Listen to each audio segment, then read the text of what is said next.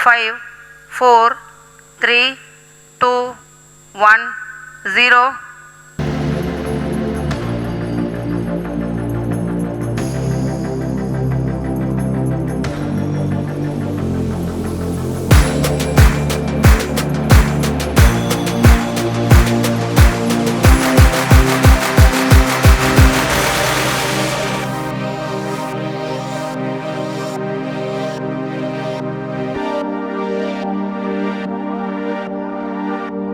अचानक ये क्या हो गया? कहां से आ रहे ये सिग्नल? 5 किलोमीटर दूर से ही आने लगे एलियन के सिग्नल। चांद से बस 25 किलोमीटर दूर है चंद्रयान-3। अब 23 अगस्त को सफल लैंडिंग का इंतजार। दोस्तों, चंद्रयान-3 भारत का तीसरा मून मिशन है, जो भारत की अंतरिक्ष यात्रा के अगले अध्याय को शुरू करने जा रहा है। इस मिशन की सफलता हमें चांद के बारे में और जानकारी देगी, दुनिया में भारत और भारतीय अंतरिक्ष अनुसंधान संगठन इसरो का नाम ऊंचा करेगा। इसरो ने एक बार फिर अपनी क्षमता और समर्थन का परिचय दिया है। चांद की सतह पर उतरने की तैयारी कर रहे चंद्रयान-3 के लिए शुक्रवार का दिन भी काफी अहम होने वाला है। इंडियन स्पेस रिसर्च ऑर्गेनाइजेशन यानी इसरो का कहना है कि अलग होने की प्रक्रिया के बाद लैंडर अब डिबूस्ट की प्रक्रिया करेगा। इसके जरिए वह खुद को ऑर्बिट में स्थापित करने की कोशिश करेगा। खास बात है कि चांद के दक्षिणी ध्रुव क्षेत्र में लैंडिंग की कोशिश यहीं से की जाएगी।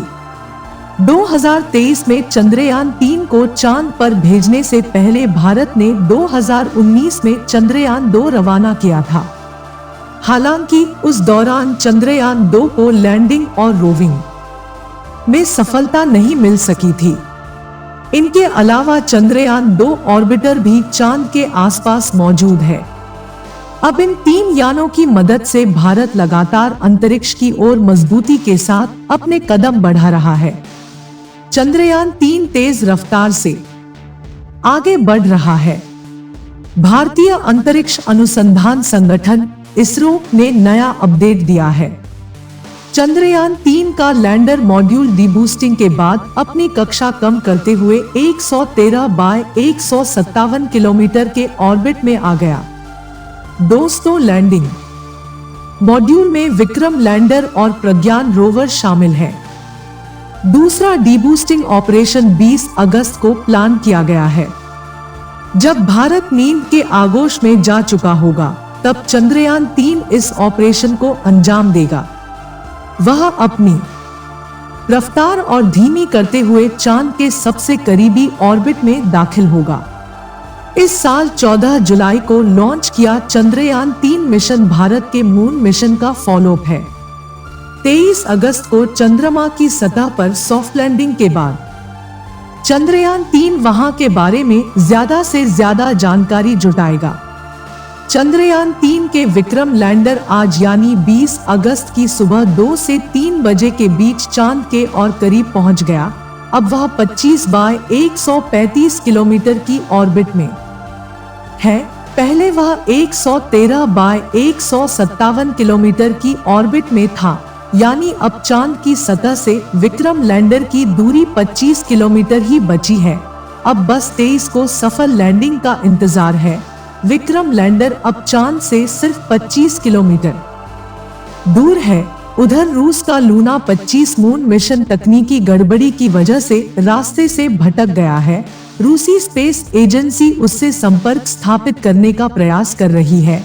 दोस्तों, खैर, अगर रूस के मिशन में गड़बड़ी होती है तो वह चंद्रयान-3 से पहले चांद की सतह पर लैंडिंग नहीं कर पाएगा और यह भारत के लिए गौरव का विषय होगा। भारत ही नहीं, पूरी दुनिया को 23 अगस्त 2023 का बेसब्री से इंतजार है।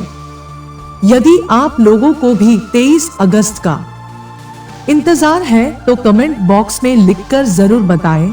इसरो वैज्ञानिकों के अनुसार यही वह दिन है जब चंद्रयान-3 को चंद्रमा के साउथ पोल पर सॉफ्ट लैंडिंग करनी है। लैंडर विक्रम अब अपने दिमाग का इस्तेमाल कर रहा है। अपने सेंसर्स की मदद से वह लैंडिंग की मुफीद जगह तलाशेगा, फिर अपनी स्पीड को लगभग 0 कर लेगा। फिर हौले हौले चांद की सतह पर कदम टिकाएगा। चंद्रयान 3 के विक्रम लैंडर ने 17 अगस्त 2023 को प्रोपल्शन मॉड्यूल को छोड़ दिया था, खुद आगे चल रहा था और उसने दूसरा रास्ता पकड़ लिया था। इसी रास्ते से वह चांद के और नजदीक पहुंच गया है। 18 अगस्त की दोपहर से पहले विक्रम लैंडर और प्रोपल्शन मॉड्यूल 153 बाय 163 किलोमीटर की ऑर्बिट थे, लेकिन करीब 4 बजे दोनों के रास्ते बदल गए। इसके बाद विक्रम लैंडर 113 बाय 157 किलोमीटर की ऑर्बिट में आ गया। तब इसकी दूरी चांद की जमीन से सिर्फ 113 किलोमीटर बची थी, यानी विक्रम 113 किलोमीटर वाले पेरिलियन और 157 किलोमीटर वाले एपोलियन में था। इस समय विक्रम लैंडर उल्टी दिशा में घूम रहा है, यानी रेट्रोफायरिंग कर रहा है। विक्रम लैंडर अब अपनी ऊंचाई कम करने के साथ साथ गति भी धीमी कर रहा है। दोस्तों, इसरो की पहले से ही तैयारी ये है कि 20 अगस्त की रात होने वाली डीबूस्टिंग के बाद विक्रम लैंडर चंद्रमा से सिर्फ 24 से 30 किलोमीटर की दूरी तक पहुंच जाए। एक बार जब विक्रम लैंडर को 24 या 30 किलोमीटर की ऑर्बिट मिल जाएगी, तब शुरू होगा इसरो के लिए सबसे कठिन चरण, यानी कि सॉफ्ट लैंडिंग। चांद के एकदम नजदीक 30 किलोमीटर की दूरी पर आने के बाद विक्रम की गति को कम करना, उसके लिए सही जगह खोजना, सही गति में लैंडिंग कराना, वह भी 4.25 लाख किलोमीटर दूर से। यह सारा काम बेहद जटिल और कठिन होने वाला है। दोस्तों, चंद्रयान 2 भी सॉफ्ट लैंडिंग के समय ही क्रैश हुआ था, लेकिन इस बार ऐसा नहीं होगा। लैंडिंग मॉड्यूल के सफलतापूर्वक चांद पर उतरने के बाद उसमें से रोवर प्रज्ञान बाहर निकलेगा। लैंडर मॉड्यूल में 3 पेलोड है जो चांद की सतह की स्टडी करेंगे। रोवर के जिम्मे चांद का केमिकल लोचा होगा। वहां की मिट्टी और पहाड़ों का एनालिसिस भी रोवर प्रज्ञान करेगा। भारत ही नहीं, पूरी दुनिया को 23 अगस्त 2023 का बेसब्री से इंतजार है। इसरो वैज्ञानिकों के अनुसार यही वह दिन है जब चंद्रयान 3 को चंद्रमा के साउथ पोल पर सॉफ्ट लैंडिंग करनी है। लैंडर विक्रम अब अपने दिमाग का इस्तेमाल कर रहा है। अपने सेंसर्स की मदद से वह लैंडिंग की मुफीद जगह तलाशेगा, फिर अपनी स्पीड को लगभग 0 कर लेगा, फिर हौले हौले चांद की सतह पर कदम टिकाएगा। इसरो के एक साइंटिस्ट मनीष पुरोहित कहते हैं कि इस मिशन के जरिए भारत दुनिया को बताना चाहता है कि उसके पास चांद पर सॉफ्ट लैंडिंग करने और रोवर को वहां चलाने की काबिलियत है। इससे दुनिया का भारत पर भरोसा बढ़ेगा, जो कॉमर्शियल बिजनेस बढ़ाने में मदद करेगा। भारत ने अपने heavy lift launch vehicle LVM-3M4 से चंद्रयान को लॉन्च किया है। इस व्हीकल की काबिलियत भारत पहले ही दुनिया को दिखा चुका है।